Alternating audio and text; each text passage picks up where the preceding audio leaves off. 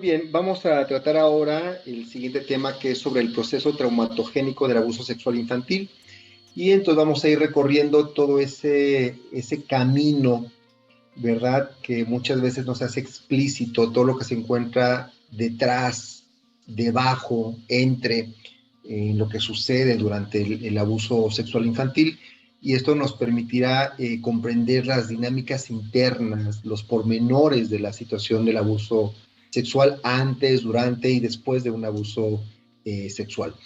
A esto le llamamos el proceso traumatogénico, ¿no? Vamos a irnos a la raíz de donde surge la experiencia traumática y bueno, pues parte de esa labor de poder desentrañar la experiencia traumática, pues consiste en poder sistematizar ese camino, ¿no? Entonces vamos a llevar a cabo este recorrido, ¿verdad? Y un aspecto importante es que vamos a ir repasando, vamos a ir revisando estas etapas.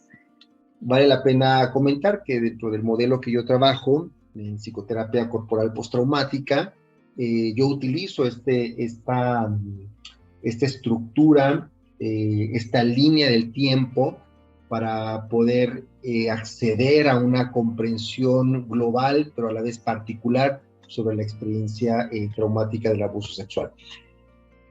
¿Cuáles son las etapas de este proceso traumatogénico? Son básicamente 5 etapas.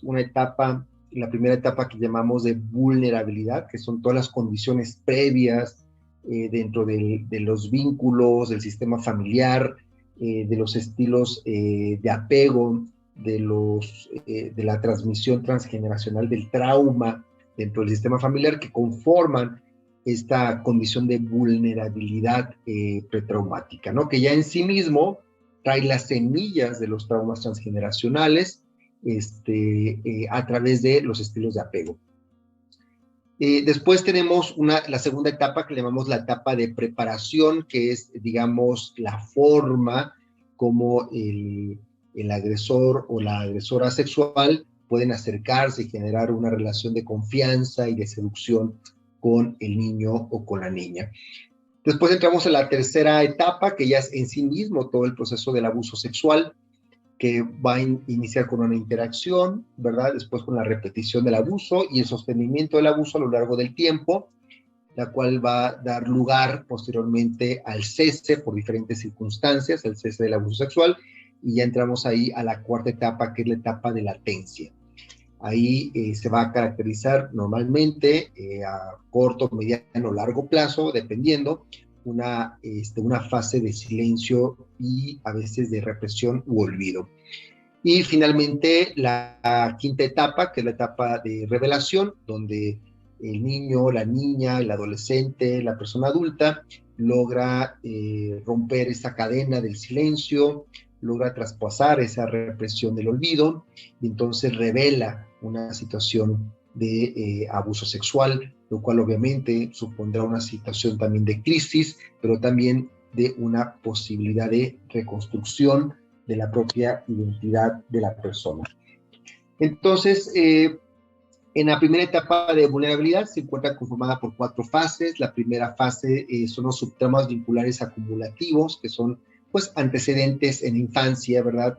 De rechazo, abandono, sobreprotección, represión. Son esta serie, digamos, de traumas o de subtraumas, ¿verdad? Sin que llegue a cumplir con las características que ya hemos hablado de evento potencialmente traumático, de reacción y de consecuencia.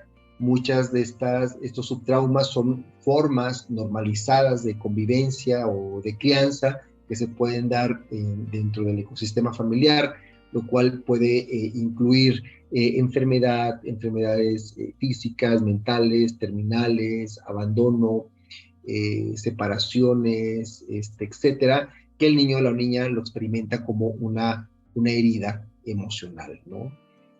La segunda fase es la fase de vulnerabilidad pretraumática, donde nos encontramos con una situación familiar normalmente caracterizada por un déficit que deja al niño o a la niña en una situación de indefensión.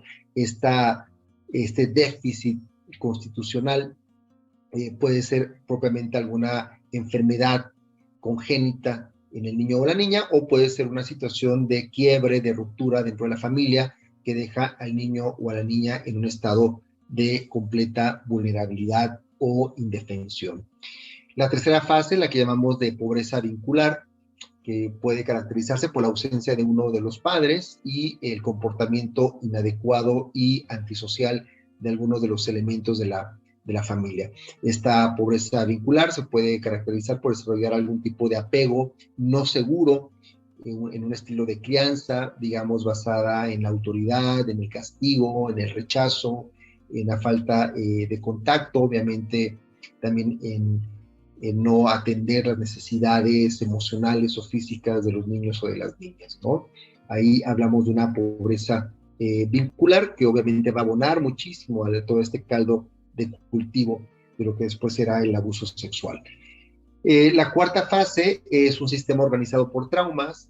Aquí nos encontramos ya con antecedentes transgeneracionales de abuso sexual, y la presencia de otras formas de abuso, aunque no sea sexual, abuso, por ejemplo, de sustancias, abuso económico, explotación hacia otras personas, ¿no?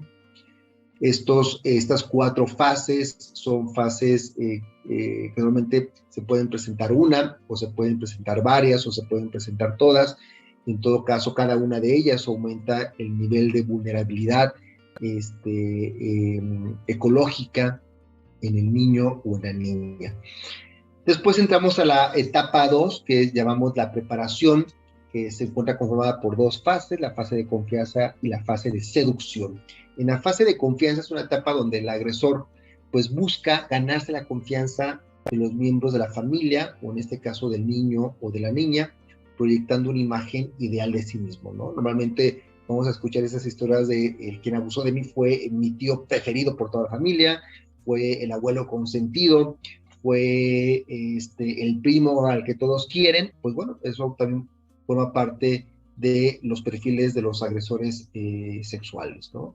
Y está la etapa de seducción, donde el agresor seduce a través de palabras, regalos, preferencias, cumplidos al niño o a la niña, se lo gana de alguna forma, pero esta seducción poco a poco va dando lugar a un tipo de interacción. Es ahí donde ya entra la siguiente etapa del abuso sexual infantil. En esta fase de interacción inicia como una interacción sexual ambigua, como sin querer, y puede ir desde el exhibicionismo, el tocamiento, hasta la penetración. El niño o la niña presenta desorientación, confusión y ambivalencia, precisamente por el vínculo que puede tener con esta persona, o aún en ausencia de un vínculo estable y prolongado con la figura de autoridad que puede representar esta persona, ¿no? Después de la interacción se puede entrar a la etapa, a la fase de repetición, donde se vuelve a repetir el abuso, se incrementa la intensidad y va haciéndose progresiva. También ya empieza a plantearse amenazas, chantajes, el secreto y el silenciamiento, y estamos hablando más que de una seducción, y estamos hablando de una situación de agresión explícita, donde hay de por medio chantaje y amenazas. Esta repetición va a dar lugar a la siguiente fase, que es la fase de sostenimiento. El abuso se establece ya como un ritual que puede ser anticipado, donde el niño o la niña eleva sus defensas de protección y sobrevivencia, muchas veces de parálisis, por no poder luchar, por no poder huir, por no tener, digamos, la confianza o no tener un espacio dentro de la familia para poder expresar este tipo de situaciones, ¿no? El sostenimiento va a variar a nivel del tiempo, puede ser desde una semana, puede ser hasta meses o años, ¿no? Y el sostenimiento se puede prolongar hasta que finalmente, por diferentes razones, puede llegar el cese, que ya da lugar a la siguiente etapa, que es la etapa de latencia. En el cese, pues puede detenerse el abuso por el descubrimiento de que existe un abuso sexual, porque el niño o la niña lo revela, lo habla, por la muerte del agresor o por otro tipo de circunstancias fortuitas, como ya no acudir con ese familiar en vacaciones, como cambiarse de casa, donde ya no se encuentran esos vecinos, por qué el niño o la niña pone un límite, pone un alto. Hay diferentes circunstancias por las cuales puede detenerse esa situación de abuso. Después del cese, empieza también otra fase, que es el silencio y el olvido. Aquí la coacción psicológica prevalece aún después de que haya cesado el abuso sexual. Normalmente esto opera a través de la vergüenza, del miedo, de la culpa. Hay intentos de olvido, puede haber una amnesia total o parcial, ¿no? Y bueno, aquí entramos a la quinta etapa, que es la revelación. El niño o la niña, ya de adolescente o de adulto, revela el abuso a la familia o a otra persona, a un primo, a una amiga, al profesor, a la maestra, al psicólogo. Y aquí es muy importante, sin duda, la respuesta y la actitud de la familia frente a esta situación de abuso. Normalmente esta revelación va a suponer una crisis personal, muchas veces cuando es una relación incestuosa, cuando ahí encuentra involucrado algún miembro de la familia, pues obviamente va a poner en crisis todo el sistema familiar. Y bueno, ante esta situación, la persona puede pedir o no ayuda para poder iniciar su proceso de reconstrucción, ¿no? Cuando la persona entra en esta fase, logra construir una red de apoyo, logra reconstruir quizás también su identidad, recuperar la confianza que se ha perdido a lo largo de todo este tiempo y encontrar medios terapéuticos para superar esta situación a la cual ha sobrevivido, ¿no? En esta imagen podemos tener una visión, digamos, más orgánica de todo este proceso, empezando por el círculo más externo, donde podemos ver los subtraumas vinculares acumulados, el sistema organizado por traumas, la vulnerabilidad postraumática caracterizada por un sistema familiar abusivo y por la misma pobreza vincular. En el círculo interno amarillo nos encontramos la fase de confianza, la de seducción, la de interacción sexual, la de repetición, la fase de sostenimiento, el cese, el silencio y el olvido, la fase de revelación y crisis y la fase de reconstrucción.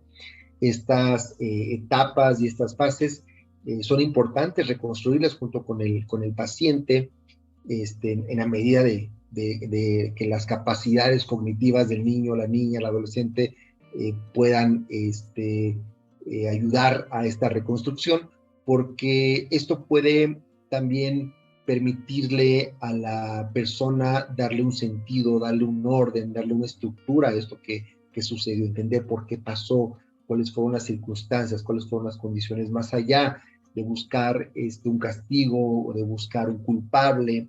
Este tema del abuso no es solamente un tema personal, sino forma parte de un sistema, ¿verdad? Que a veces se proyecta a nivel transgeneracional y que es importante abordarlo desde esta perspectiva también sistémica, que nos permite entender esos movimientos o esos bloqueos dentro del sistema familiar que muchas veces van abonando a este tipo de procesos de producción de víctimas dentro de la misma familia y estas situaciones de repetición de los traumas sexuales que se van transmitiendo de generación tras generación, ¿no?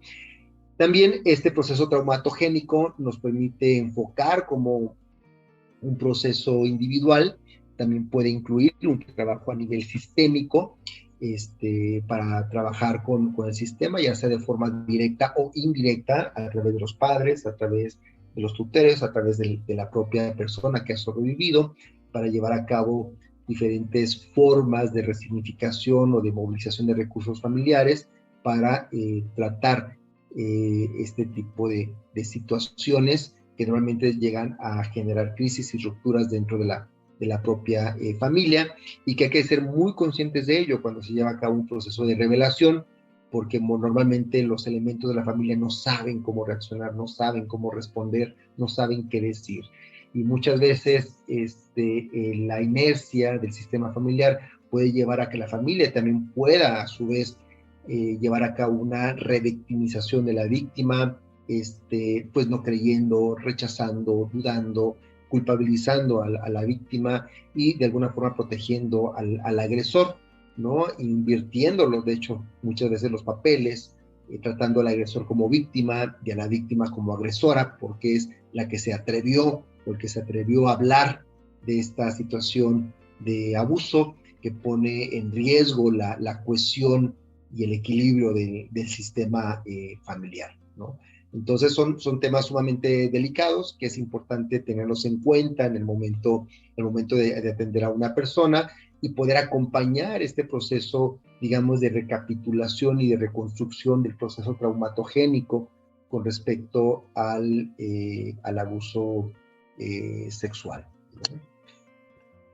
Y bueno, vamos a detener ahorita aquí esta presentación y ya podremos entrar al siguiente tema, que es la pobreza vincular, el trauma sexual y las etapas de desarrollo. Vimos cómo en estas fases previas, preparatorias del abuso sexual, esta vulnerabilidad pretraumática exactamente se caracteriza por este tema de la pobreza vincular, ¿no? Podemos hablar sobre los diferentes estilos de apego que caracterizan a la pobreza vincular. Pues existen por lo menos 4 estilos de apego: el apego evitativo despreciativo, el apego ansioso ambivalente, el apego temeroso desorganizado y el apego seguro.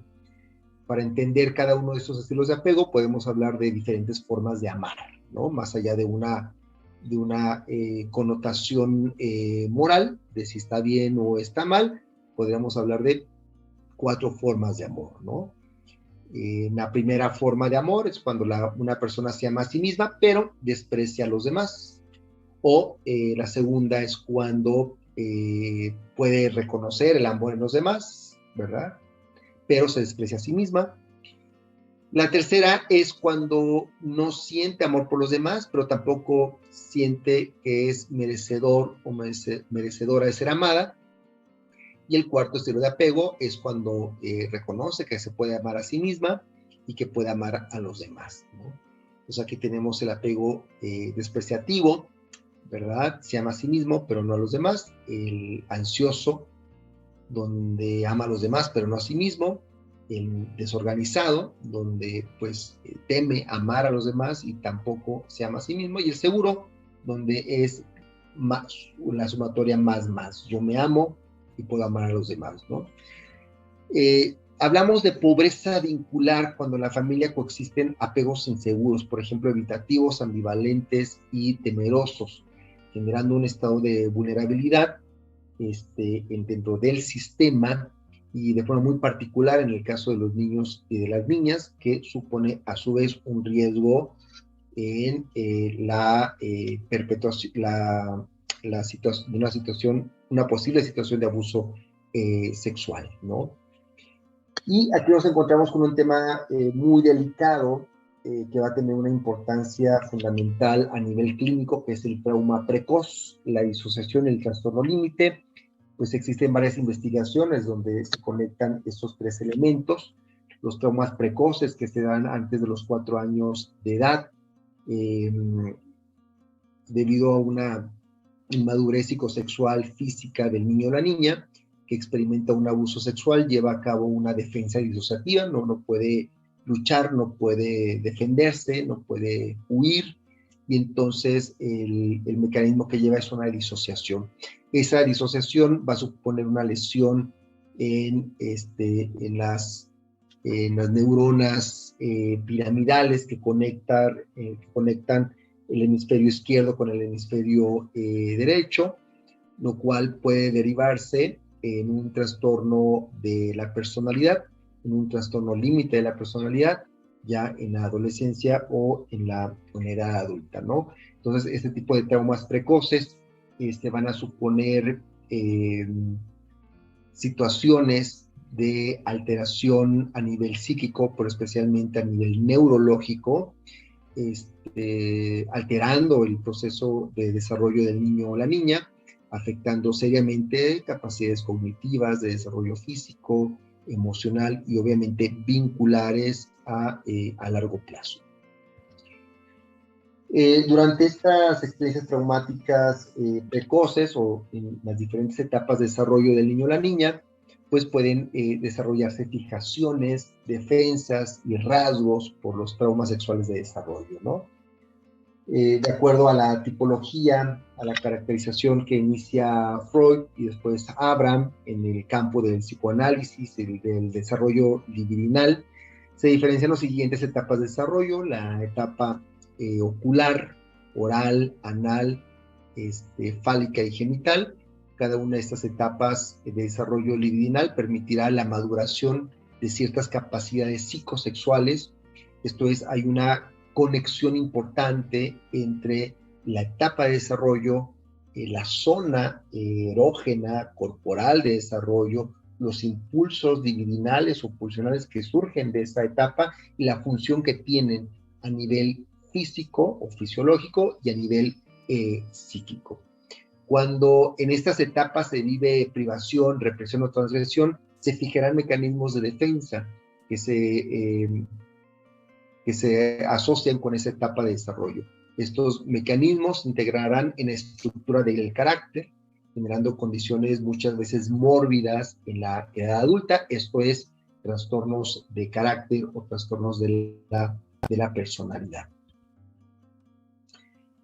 Y bueno, obviamente todo esto tiene como caldo de cultivo esto que llamamos las condiciones, los sistemas familiares organizados por traumas, que no solamente son la causa, no solamente se encuentran en el origen, sino también se entra en un bucle de repetición de estas mismas condiciones traumáticas que se proyecta a las siguientes generaciones, ¿no? Entonces, el trauma sexual es un conflicto o choque entre por lo menos dos fuerzas, una fuerza activa superior que choca contra una fuerza relativamente pasiva o inferior, en el caso de un niño o una niña, generando un daño en el cuerpo, en el caso de la persona con menor fuerza, ¿no? El trauma sexual es una energía en conflicto, la cual genera un proceso de deterioro biofísico, tanto en el sistema familiar como a nivel personal, denominado entropía, que son sistemas que generan desorganización energética, ¿no? La entropía es una especie de remolino, el cual genera descompensaciones en el sistema familiar. Debido a que el sistema familiar tiende al equilibrio, utilizará otras reservas de fuerzas para poder compensar ese desequilibrio, y es aquí donde el sistema familiar tiene que formar un nuevo orden en torno al remolino desorganizador del trauma. Muchos sistemas familiares se encuentran organizados en función de ese tipo de experiencias traumáticas, pero no solo de ellas, sino de otro conjunto de experiencias traumáticas. A esto le denominamos sistemas organizados por traumas sexuales, ¿no? La desorganización entrópica del trauma sexual, que genera un nuevo orden en torno al remolino, también formateará los estilos vinculares, generándose un vínculo traumático en el sistema vincular, que puede ser como el ADN familiar, que se proyectará hacia futuras generaciones, transmitiéndose de generación en generación. Por eso, como mencionaba anteriormente, es muy importante esta aproximación sistémica dentro de los traumas sexuales, porque está ahí en el seno de la ecología familiar donde se lleva a cabo esta transmisión. Obviamente los secretos, los silencios van a formar parte de estos efectos sistémicos de los traumas sexuales, ¿no? Generando alianzas, las cuales cumplen una función de síntoma, en el sentido de que solo buscan estabilizar el desequilibrio, pero sin resolver de fondo el conflicto. De tal forma que un aspecto de los sistemas organizados por traumas sexuales consiste en el mantenimiento del equilibrio a costa de las víctimas, ¿no? Utilizando el secreto del abuso, el silencio y las alianzas para generar bandos y con esto deslegitimar a las víctimas, ¿no? Este tema, el tocar el tema del abuso sexual dentro de los sistemas familiares, es un tema muy, muy delicado, que sí es necesario un entrenamiento muy especializado en términos del análisis, de la intervención, de la experiencia, porque normalmente este tipo de sistemas familiares tienden a mantener el silencio, a mantener el equilibrio o el supuesto equilibrio, siempre a condición de las víctimas, ¿no? Muchas veces buscan la revictimización a partir del silenciamiento, a partir del descrédito, ¿verdad? Haciendo una alianza con el agresor por el tipo de vínculos que se tiene con esta persona. Muchas veces puede ser el patriarca, puede ser el abuelo, puede ser el tío consentido, y esto va en detrimento de la integridad del niño, la niña o el adolescente, ¿no? Debido a los efectos secundarios del abuso sexual en los sistemas familiares, estos tendrán mecanismos sistémicos de defensa como lo es la disociación. La misma familia se puede disociar, por ejemplo, ignorando, rechazando la evidencia del abuso, intentando regresar al orden familiar preestablecido, sin cuestionar la injusticia de la situación. Junto a esta disociación familiar que puede volverse o coexiste con una doble moral, también el sistema puede tender hacia la parálisis, ¿verdad? No saber qué hacer en esa situación, la desorientación y la dificultad para expresar abiertamente las emociones, esto debido a las alianzas de poder dentro del sistema, ¿no? Muchas veces esa lucha interna que tiene la víctima cuando experimenta el abuso, la memoria del abuso sexual, cuando se revela y se coloca en el sistema familiar, puede ser bastante, bastante peligroso, puede ser muy dañino, puede ser muy doloroso para las víctimas. Por eso es muy importante contar con un sistema, con una red de apoyo para el niño, la niña, la familia nuclear o aún hasta para el mismo sistema familiar.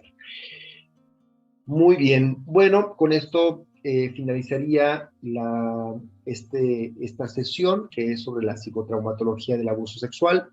Esperaría sus comentarios, sus preguntas, ¿verdad? Para poder ahondar más en este campo de la psicotraumatología. Aún no entraremos propiamente a la intervención, esto solamente elementos que nos pueden ayudar a poder discernir conceptos, a poder llevar a cabo análisis, antes que hablar de propiamente una intervención, ¿no? La psicotraumatología nos ayuda a tener estas herramientas para poder, en todo caso, posteriormente llevar a cabo una proyección de posibles intervenciones o estrategias de intervención de acuerdo a los modelos terapéuticos que estemos trabajando. Muchas gracias por su atención y nos vemos en la sesión en vivo.